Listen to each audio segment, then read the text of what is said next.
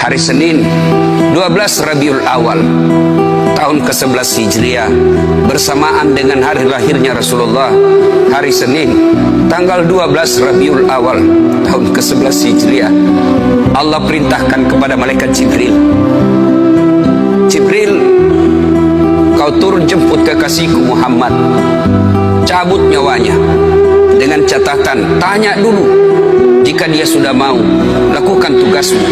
Tapi jika belum mau, tunda tugasmu sampai dia mau. Panggil 3 malaikat menyertaimu, Mikail, Israel, Israfil. Turunlah malaikat. Di langit ke-7 mereka masih berempat, langit ke-6 mereka masih berempat.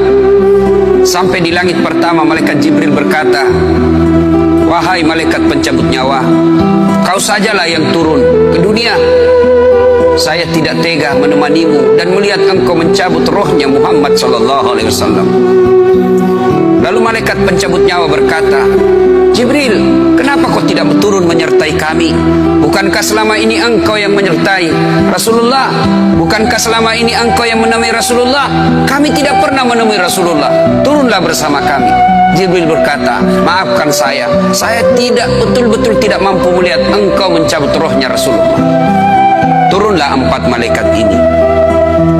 Lalu malaikat mengetuk pintu Rasulullah, ketuk rumah Rasulullah. Assalamualaikum warahmatullahi wabarakatuh ya Rasulullah. Nabi dalam rumah menjawabnya, Waalaikumsalam warahmatullahi wabarakatuh. Fatimah membuka pintu, ternyata tidak ada orang di depan pintu. Rasulullah lalu bersabda, sudah ada di samping saya. Malaikat pencabut nyawa berkata, ya Muhammad, hari ini aku diperintah Allah untuk mencabut ruhmu. Menurutmu bagaimana?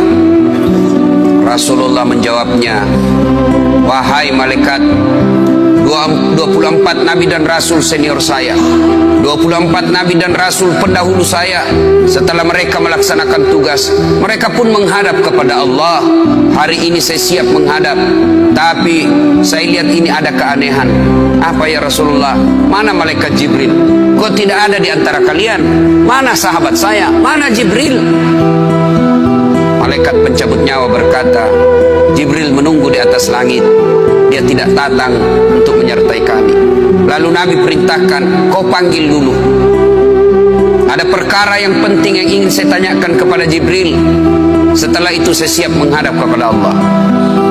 Ayolah malaikat pencabut nyawa dan berkata kepada Jibril, ya Jibril, engkau dicari sahabatmu. Turunlah engkau menyertai kami. Turun malaikat Jibril. Lalu ketemu dengan Nabi. Nabi bertanya kepada Jibril, ya Jibril, kalau hari ini aku harus menghadap kepada Allah, tolong berikan saya berita gembira. Tolong perdengarkan saya kalimat yang nikmat di telinga saya. Lalu Jibril bersabda, ya Muhammad, saya dapat berita gembira dari Allah.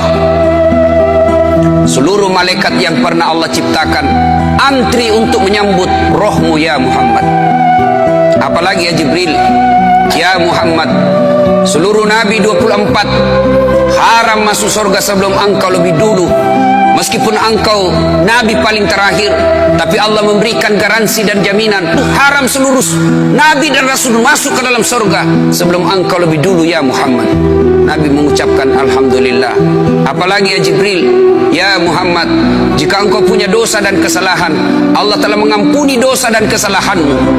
Nabi bersabda alhamdulillah. Tapi ya Jibril, itu kan saya, itu diri saya. Ya Jibril, saya tidak cemas soal diri saya tidak ragu soal diri saya. Yang saya cemaskan umatku ya Jibril. Bagaimana umatku sepeninggal aku kelak?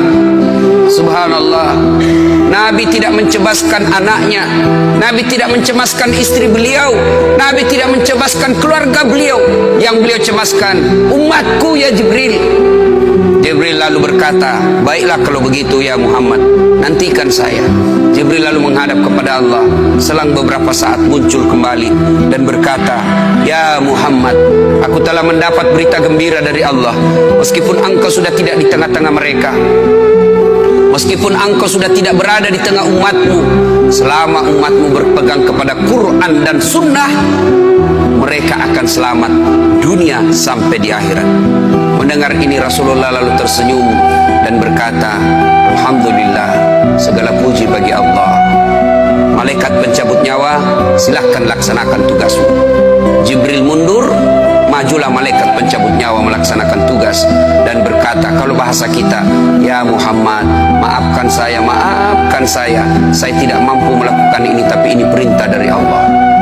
Lalu Nabi bersabda, laksanakan tugasmu, saya pun siap melakukannya.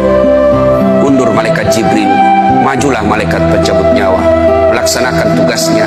Keluar rohnya Rasulullah, perlahan-perlahan meninggalkan telapak kaki Rasulullah. Telapak kaki Rasulullah menggigil naik ke atas betis Rasulullah, naik ke paha Rasulullah, sampai ke perut.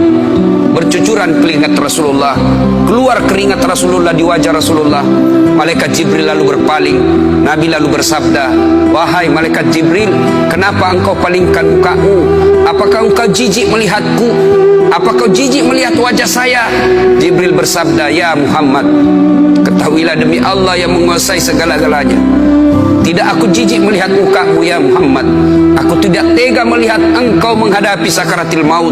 Aku tidak mampu melihat engkau menghadapi sakaratil maut. Nabi lalu bersabda, ya Jibril, ketahuilah, andai saja Allah tidak cinta kepadaku, andai saja Allah tidak sayang kepadaku, betapa sakitnya sakaratil maut ini. Tapi aku mohon kepada Allah, ya Allah, jangan engkau timpahkan sakitnya sakaratil maut ini kepada umatku. Bebankan seluruh penyakit sakaratil maut ini, bebankan seluruh sakitnya sakaratil maut ini hanya kepada aku. Jangan engkau berikan umatku ya Allah. Begitulah cintanya Rasulullah kepada kita.